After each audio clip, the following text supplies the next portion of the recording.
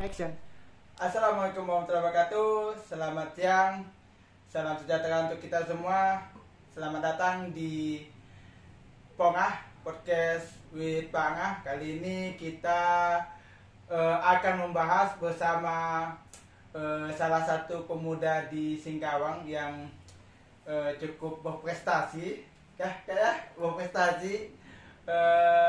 Di sini kita akan membahas tentang apa yang sedang terjadi di kota Singkawang. Ini kan masalah PPKM, permasalahan vaksin, permasalahan penanganan COVID. Jadi selama beberapa menit ke depan kita akan membahasnya. Oke, sebelum mulai mungkin perkenalkan, di samping saya ini seorang pemuda yang luar biasa. Nama beliau Awang Faksi dan juga beliau honorer. Dan kita akan juga bertanya bagaimana pengaruh pembelajaran selama COVID, apakah menyenangkan atau tidak menyenangkan, atau ada hal-hal yang lain mungkin yang akan kita bahas di sini.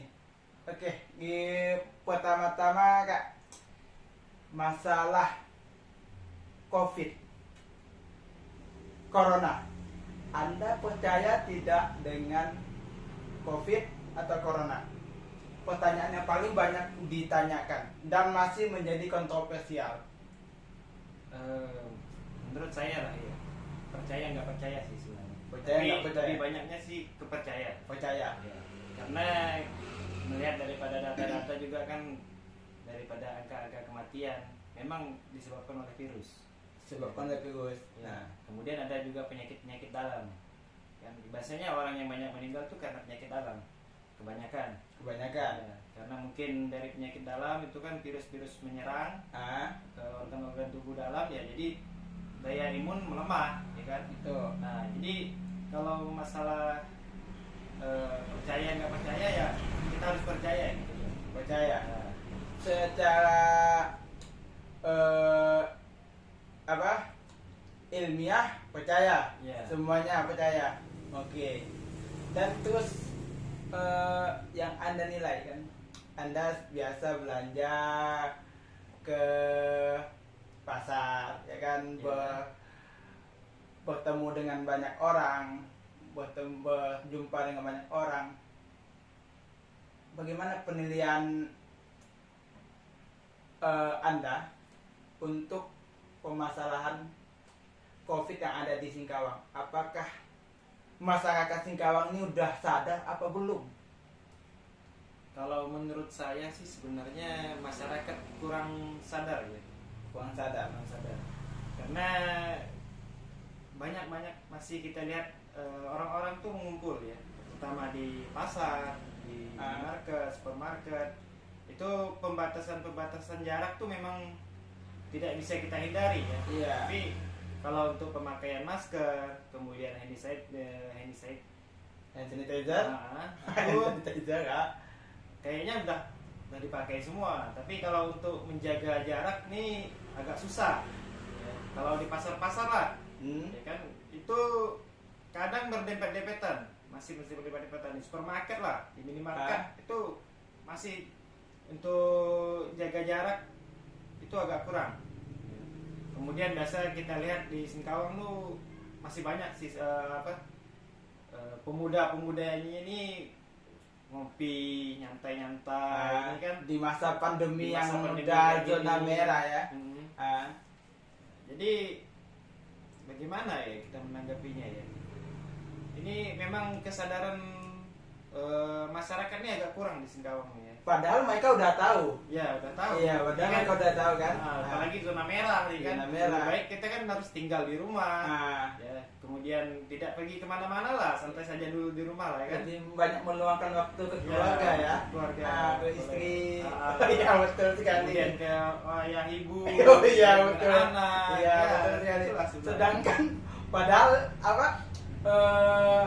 yang di rumah saja punya potensi tertular, Iya. ya kan? Apalagi yang di luar. Ah, Ya tadi kembali lagi ke pemakaian hand sanitizer dan apa cuci tangan, ya kan? Yang saya perhatikan selama ini, saya beberapa hari ini nyantai kan di luar, itu kurang efektif sekali sebenarnya. Kalau penggunaan, kalau semuanya itu di ini kan apa dilaksanakan itu, saya bilang kurang efektif. Gimana menurut kakak? Kalau kita lihat di tempat-tempat tongkrongan ya, Nah, itu memang disediakan sih sebenarnya. dia kalian tapi tidak digunakan oleh Iya. pengunjung. Iya. Ya, kemarin kita lihat-lihat kan pergi kemana kita. Memang yang cuci tangan tuh hanya 15% lah. Iya, cuci betul. tangan kan. Iya. Kemudian pakai Hand sanitizer. Ya. Jadi Ah, itu kurang efektif. efektif. Iya. Ya. Kemudian penggunaan masker juga kurang. Ya. Karena virus ini kan biasanya dari udara. Iya, bahkan kemarin semalam ada yang batuk-batuk ya, dan sekarang udah menular ya. Nah, Jadi perlu untuk kita ketahui juga bahwa memang kita ini kurang disiplin lah, Ya, kan? kurang disiplin. Kurang kurang peduli dengan kesehatan di diri kita maupun orang lain, ya kan? Ya. Karena padahal diri sendiri juga ya masih seperti itu. Paling tidak kita kan minimal harusnya membeli hand sanitizer atau yang di Alfamart, ya kan? Cuman apa kendala kita gitu? Apa kendala sampai tidak disiplin seperti itu? Karena mungkin apa gak kendalanya? Kakak kasar di diri kakak sendiri lah. Apa yang kok menyebabkan malas mau cuci tangan ataupun masker? Karena kita kan kalau lama ya udah mungkin takut polisi, ya kan? Pakai masker, pakai cuci tangan, kalau di luar dari itu kan kita kurang disiplin. Ya gimana tuh kak? Apa yang membuat di diri kita sendiri? Pertama memang kesadaran diri ya kan. Kemudian informasi itu kita kurang. Ya. Jadi baik dari media massa ataupun media elektronik itu kan sebenarnya sudah ada penyampaian itu kan bagaimana caranya pencegahan. Kemudian tinggal kepada kesadaran diri kita nih mau merubahnya atau tidak gitu kan. Jadi memang agak sulit nih meyakinkan diri kita sendiri bahwa kita nih harus berubah, harus bisa COVID nih harus berhenti gitu kan. Iya. Kita lihat dari negara Eropa tuh kan bagaimana sekarang udah mulai tidak pakai masker, kemudian ada pertandingan bola, kemudian tidak pakai masker itu kan. Iya. Ya berkumpul. Jadi kita itu sebenarnya bisa belajar daripada orang Eropa tuh kan bagaimana virus ini bisa berhenti, bisa tidak lagi menyebar gitu kan. Kemarin di lockdown selama 2 minggu. Iya. Ya kan? Jadi memang masyarakatnya tuh tidak banyak yang keluar, tidak ada yang nyantai gitu kan. Sekarang kita lihat di daerah kita nih kan. Ini kayaknya orang ini berani mati semua. Oh gitu. Ya. Apa yang saya bilang berani mati semua? Virus nih nggak dianggap sama sekali. Betul, kan ada harga dirinya. Nggak ada sama sekali. Ya udahlah, anggap remeh saja itu virus dah. Bisa diobatin, udah divaksin, udah selesai. Padahal orang yang masih vaksin pun masih kena. Tidak menutup kemungkinan, kan? Dari yang kemarin yang dilakukan oleh dinas itu kan ada beberapa yang sudah vaksin dan malah sekarang positif. Iya. Iya kan? Ada beberapa kasus kan? Nah, terus seperti yang kita ketahui kan, seperti di Amerika Serikat, di Prancis atau di Eropa kan, Amerika di daerah benua barat kan mereka udah lepas masker semua. Nah ini kan pandangan lagi nih, pandangan ke konspirasi. Anda menganggap COVID ini konspirasi atau bukan? Kalau menganggap konspirasi kayaknya sih ada. Ada konspirasi. Ada konspirasi. Oh iya, siap. Ya, karena di sini kita tahu kan pertama awalnya virus. Ah. Ya, dari kemarin tuh kan tampaknya ini di konspirasinya nih ke arah ekonomi. Ekonomi. Ya. Ah. Jadi bagaimana nih ekonomi sebuah negara nih bisa hancur atau bisa bangkit dari virus ini? Itu. Ya kan? Ah. Nah, karena kebanyakan kita kalau di lockdown itu ekonomi pasti tidak akan berjalan. Gitu. Ya, Indonesia nih sepertinya nggak mau seperti kayak gini. Oh, iya. Jadi ekonomi harus berjalan bagaimanapun. Kemudian berdampingan dengan virus kayaknya. Iya.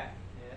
Kalau masalah konspirasinya tuh ada lah. Ada. Itu kan tergantung pendapat kita masing-masing ya kan. Iya. Mau menganggap itu konspirasi ataupun bukan itu terlepas lagi ke individu kita. Terus kemarin saya kan kita semalam berbincang tentang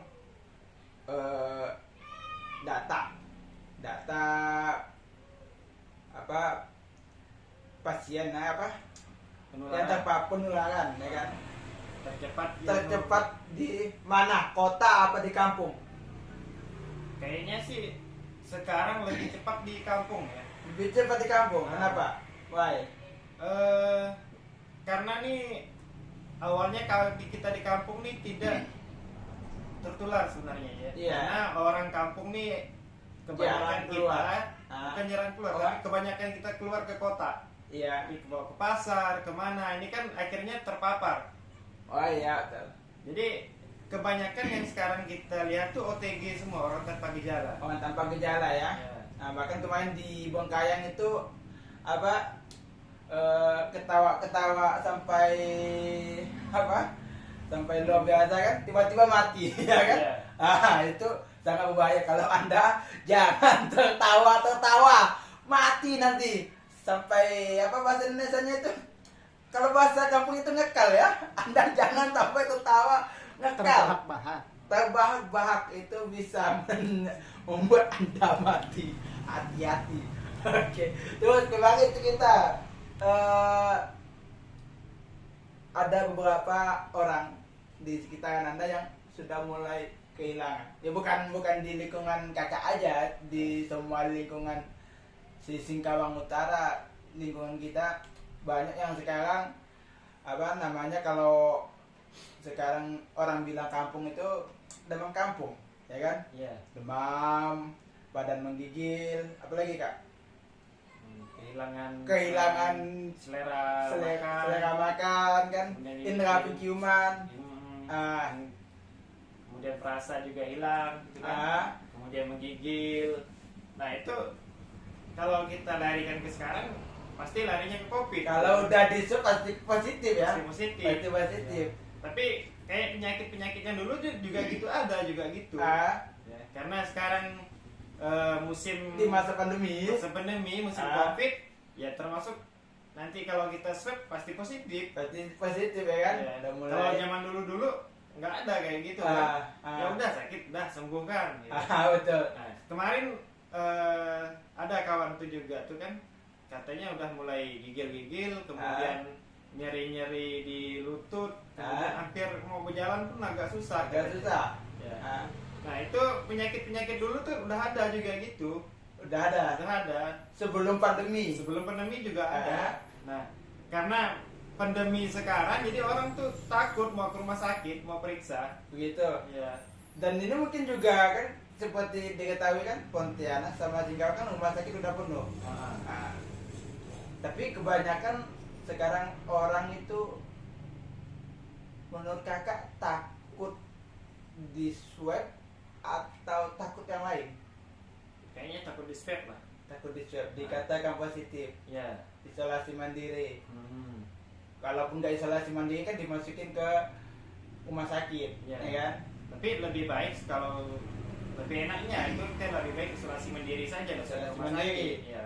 Kemarin yang dari kawan yang positif juga dia minta isolasi mandiri di rumah. Dan disetujui sama pihak rumah sakit. Iya. Jadi dokter yang datang ke rumah. Dokter yang memantau dia langsung. Jadi sekarang kita nggak usah perlu takut lah ya. Untuk kan kita mengakui sebuah kesalahan dari kita, karena kita pun juga kalau kita pelajari kita kurang disiplin sekali ya. Benar. Kurang apa, tidak menjaga diri kita. Terus ini apa, pembelajaran ini kan, Iya. kakak itu kan sebagai seorang guru, dan di pandemi sekarang itu kan ada menggunakan dua sistem, Iya. daring dan luring, ya kan? Bagaimana tanggapan kakak dengan dan apa yang kakak rasakan mengajar sebelum pandemi dan sesudah pandemi? Apakah sesusah sebelum pandemi atau sekarang lebih mudah gitu? Kalau di masa pandemi sekarang ini kan susahnya pasti ada. Dari guru nih, pertama cara penyampaiannya. Jadi penyampaian pembelajaran itu sudah beda. Ya, dulu kita sering bertatap muka, bersosialisasi dengan siswa, ya kan? Nah sekarang kita hanya bisa kadang lewat Zoom, Google Meeting, itu kan hanya melihat siswa. Jadi kadang kita berinteraktif juga, tapi tidak efektif. Kadang siswa ini tidak mendengarkan apa yang kita sampaikan. Kemudian tugas-tugas yang kita berikan juga tidak dikerjakan gitu ya. Iya. Nah kadang ada siswa tuh yang malah cuek sama sekali tuh, tidak mau ikut pembelajaran secara online juga Iya. ada. Jadi memang kebanyakan kendala-kendalanya seperti kayak gitulah. Iya. Ya. Jadi memang kalau dirasakan memang sulit sekarang pembelajaran secara online. Sulit. Jadi memang larinya ke siswa, tetap larinya ke siswa. Iya. Jadi siswa tuh kadang tidak paham dengan materi apa yang akan kita sampaikan. Kadang yang di tatap muka saja di sekolah pun masih banyak siswa yang tidak paham, apalagi yang secara online. Iya, betul. Kadang ada guru yang hanya mengirim lewat WA tugas, kemudian melewat buku paket, buku LPS gitu kan. Jadi siswa tuh disuruh membaca semua. Jadi orang tua itu yang lebih berperan aktif sekarang. Iya. Jadi kita tidak memungkinkan lah bahwa ada orang tua yang mengerjakan tugas anaknya. Di masa pandemi sekarang. Jadi tidak ada siswa, kadang tidak ada siswa yang tidak mengerjakan. Iya. Malah orang tua yang mengerjakan tugas. Berarti sekarang kurang efektif ya untuk pembelajarannya. Karena lebih ke orang tuanya, memang tidak bisa dipungkiri bahwa memang orang tua itu yang berperan sekarang, bukan kalau ada istilahnya kan orang tua yang sekarang sekolah ketimbang anaknya, ya kan, betul ya. Terus di SD, ya kan, mungkin kelas 4, 5, 6 mungkin udah ngerti kan penggunaan HP kan. Sekarang kelas 1, kelas 2, kelas 3 itu gimana cara pembelajaran mereka? Apakah sama seperti guru lain yang menyuruh orang tuanya datang ke sekolah, atau memang ada menggunakan aplikasi Google Meet? Kalau dulu di zona kuning ya, kemudian ada juga mendekati oranye, kita pembelajaran ada yang pakai pertemuan tatap muka, ada juga. Kemudian ada pertemuan datang ke rumah. Jadi siswa itu dibuat kelompok, misalkan dalam satu kelasnya ada 25 siswa. Nah, jadi bisa kita buat 5 kelompok nih, 5 orang kan.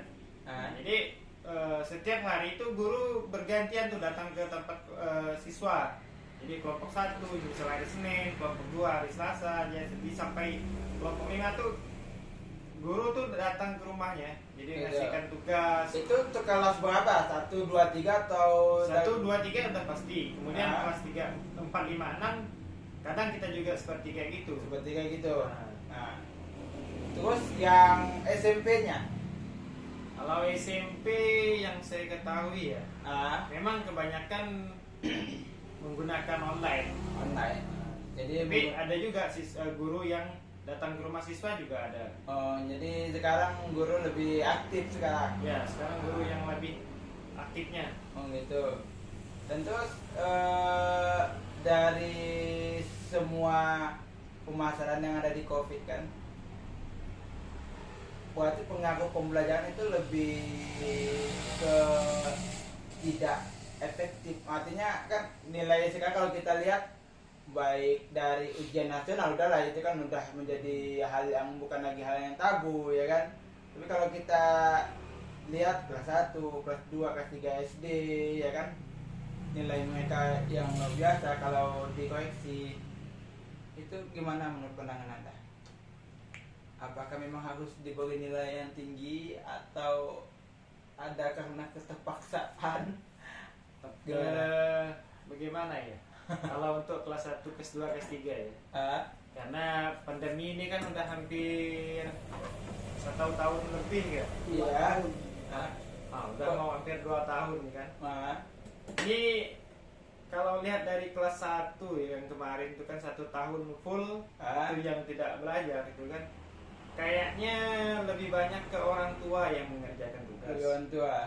Tapi juga ada siswa yang kita kasih materi yang kemarin kita suruh datang itu kan, karena ada udah zona kuning, jadi boleh kita tetap muka. Memang sekali kita tes ya tidak bisa apa-apa. Lebih banyak yang tidak tahu atau yang lebih tahu nih yang banyak yang tidak tahu. Banyak yang tidak tahu. Kelas 1, kelas 2 kan memang efektifnya kan bisa membaca dan menghitung. Nah ini kebanyakan tidak bisa membaca dan menghitung. Banyak yang tidak bisa membaca dan menghitung. Iya. Kelas tinggi masih ada juga yang seperti kayak gitu. Iya. Berarti sekarang kan hanya permainan data dan nilai saja ya kan sekarang. Jadi kalau untuk nilai raport tuh ya dari tugas-tugas itu lah, kemudian daripada guru ngasih tugas nilainya berapa gitu. Oh gitu. Dan sekarang juga sikap juga kan? Iya. Jadi kalau untuk sikap kita kan tidak bisa mengetahuinya karena kebanyakan belajar di rumah. Di rumah. Spiritual, kemudian sikap religius itu kan kita tidak bisa menilainya. Kalau di sekolah dulu kan kita bisa. Tapi penilaian sikap itu kan ada di rapor ya kan? Ada. Bagaimana itu penilaiannya selama pandemi? Dilihat dari mananya? Kita melihat daripada 2 ya. Pertama secara online itu kan kemarin lewat Zoom dan Google Meeting ya kan. Iya. Jadi kita bisa melihat daripada kesiapan siswa mulai dari berdoa, kemudian pembelajaran agamanya, kemudian sikapnya. Kita melihat kan bagaimana dia waktu kita Zoom itu kan, apakah dia memperhatikan kita atau tidak gitu kan. Kemudian yang satunya lagi itu secara tatap muka. Tatap muka. Jadi kita bisa juga menilai sikap religius dan spiritualnya di situ. Gitu. Ya. Berarti setiap sekolah itu berbeda berbeda penilaian lah. Penilaian dan peraturan. Iya. Peraturan artinya kan ada yang sekolah yang ada yang tidak tetap muka, ada yang memaksakan tetap muka, ya kan? Iya. Gitu. Berarti dari sekolahnya masing-masing, ya kan? Terus kembali ke PPKM, ya kan? Kita ini kan dari tanggal berapa kemarin? Tanggal 6 ya? Ya, tanggal 6. 6 sampai 20 di Singkawang PPKM. Jadi Anda tidak boleh, untuk warga Singkawang, Anda tidak boleh untuk keluyuran ya di kota Singkawang. Tapi kalau di Selakau boleh ya. Di Selakau boleh. Kalau di Singkawang Anda tidak boleh. Kalau daerah Sambas boleh. Karena kan tidak ada PPKM di sana. Ya, ya betul. Bagaimana menurut Anda? Anda setuju tidak dengan PPKM? Saya setuju sebenarnya dengan PPKM. Setuju. Ya. Kenapa setuju? Karena saya menilai PPKM itu baik ya sebenarnya untuk kita ya. Karena PPKM ini pemerintah sebenarnya mau menerapkan atau menurunkan angka COVID nih kan. Iya. Jadi yang dari zona merah nih kemudian bisa berangsur lah menjadi zona hijau gitu ya kan. Jadi dengan adanya PPKM tuh diharapkan masyarakat tuh tinggal di rumah, tidak kemana-mana dulu. Iya. Membatasi aktivitas di luar. Berarti ini kan membatasi ya kan? Iya. Berarti kita membatasi suatu tempat, ya kan? Tapi kalau ke tempat lain boleh? Boleh. Oh gitu. sudah zona merah. Iya, zona. Masa mau ke Sambas nih kan zona oranye. Iya, kita Nah, datangi kita ya. rame-rame. Lalu jadi zona Di merah. sana zona merah. Jadi Iya. lebih baik kan kita tinggal di rumah saja. Iya, betul, betul. Nggak usah keluyuran ke Pemangkat, ke Selakau. Silakan nggak ya. usah. Nggak usah, apalagi Nggak ke usah. pasar pemarketnya. Nah, Ya karena kan? virus ini kan tempatnya kan di mana-mana. Betul. Jadi kalau dapat lockdown tuh nggak usah di mana-mana dulu, ya tetap Betul. di rumah saja 2 minggu. Cuman kebanyakan dari masyarakat kita kan kayak kasus-kasus yang beberapa malam yang lalu ya kan, kita lihat dari malam minggu kan, malam Sabtu, malam Minggu ya kan, Nah, yang sebenarnya tempat santai itu di daerah Sambas kan sepi, ya kan? ya kan, Jadi kemarin sepi, dua malam sepi. kita Ah, survei, dua survei. penuh semua. Penuh semua ya. Anda Banyak kan? bayangkan yang warga Singkawang, Anda membawa virus dari Singkawang ke Sambas. Jadi usahakan Anda mentaati PPKM lah, karena sangat disayangkan sekali. Nanti malah seluruh Kalbar yang nanti di lockdown ya. Bayangkan semalam berapa tempat wisata ini kita kak? Ada banyak tuh. Iya banyak, bahkan di seluruh kita lihat lihat beberapa IG story ya, IG story teman-teman kita, adik-adik kita ya kan, adik-adik kita, mereka itu nyantai di tempat di daerah di luar kota Singkawang. Jadi kita seharusnya ini seharusnya kita bisa inilah kayak bisa apa, bisa disiplin diri gitu lah ya. Nah, Dan kemudian ini kan mendekati juga hari raya Lebaran gitu kan. nah, Sebenarnya pemerintah tuh niatnya baik kalau mau di lockdown. nah, Jadi dengan adanya kemarin PPKM itu kan sampai tanggal 6 sampai 20 itu agar kita tuh bisa lebaran haji. oh iya. Ya. Nah, Jadi kan tanggal 20 tuh setidaknya Pak, angka penularan penularan turun. tuh menurun, jadi zona kuning kah gitu, atau oranye kah gitu Iya. kan. Jadi masyarakat tuh bisa beribadah sebenarnya. Jadi kalau mau menerapkan apa yang diberikan pemerintah itu sebenarnya baik untuk kita juga. Betul. Jadi karena masyarakat kita kan ini akan tertinggal. Iya, agak susah Agak mendengar susah. gitu. Nah, jadi seharusnya kita punya pandangan positif kepada pemerintah ya kayak. Iya.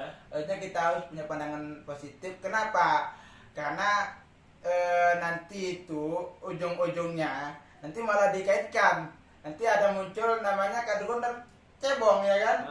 Nanti mau membela pemerintah dibilang apa? Cebong. Nanti kita membela agama kita dibilang kadrun ya.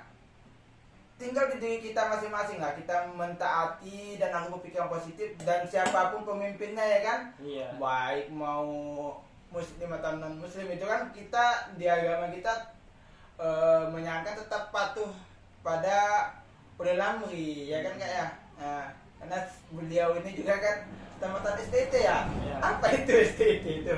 Sekolah Tinggi Ilmu Tarbiyah. Oh, sekolah tinggi ilmu tarbiyah ya. Saya Abdul Rahman ya. Ya. Anda lulus tahun berapa? Kok Saya kita lulus nggak tahun ketemu? 2012. Oh gitu, nggak ketemu kita ya. Iya. Padahal saya juga alumni STT, cuma kita nggak ketemu. Kan lebih tuaan ke beliau. Jadi kawan-kawan, mungkin ini aja yang kita bahas, Ya. dan semoga ini menjadi suatu pencerahan bagi kita bahwa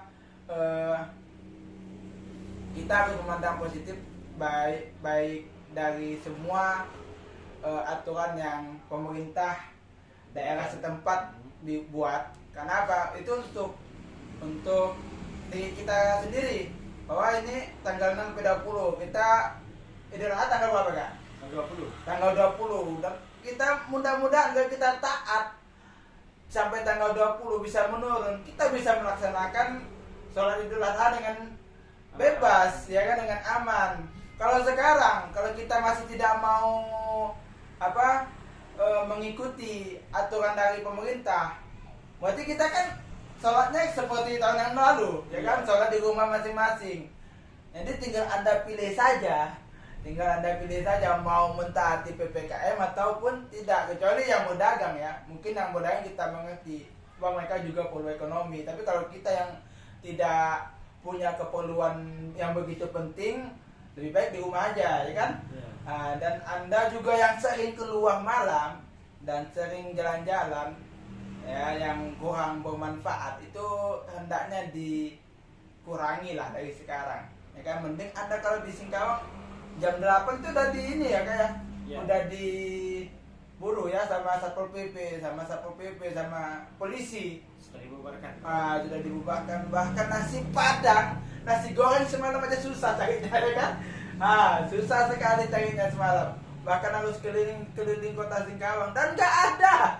Itu nggak ada nasi gorengnya, cuman yang ada di pinggiran kota Singkawang ya, kayak. Yang gimana? Yang wah gitu ya.